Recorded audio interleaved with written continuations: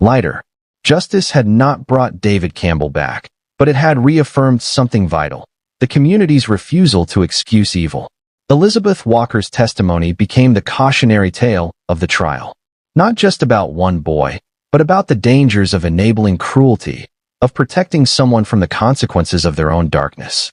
The Campbell family left with tears and sorrow, but also with the faint beginnings of healing.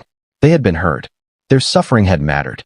And Ethan Walker, once the arrogant boy who thought the world bent to his will, was now just another inmate, facing a lifetime in a cage he could not charm his way out of. The courtroom had already been heavy with tension for weeks.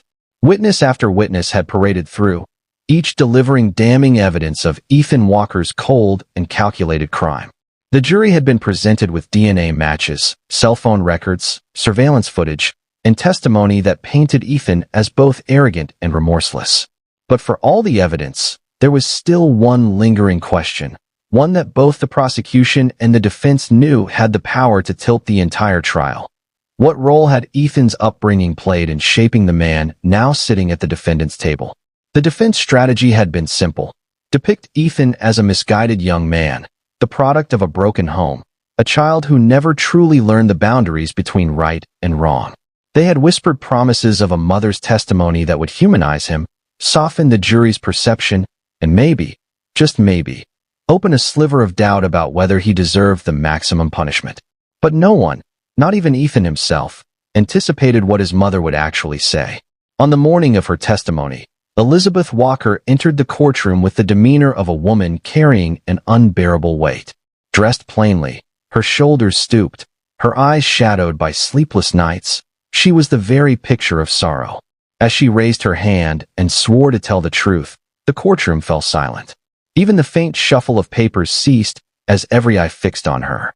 From the defense table, Ethan smirked faintly, confident that his mother's words would shield him like they always had.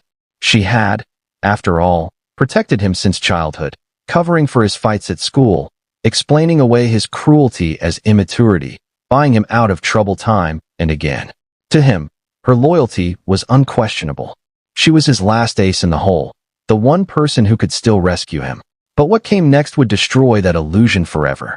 Her voice trembled at first, barely audible, as she recounted Ethan's childhood. She described a boy who was clever, charming, and manipulative. A boy who quickly learned that rules didn't apply to him because she, his mother, made sure they didn't. "I told myself I was protecting him," she said softly, her eyes darting toward the jury.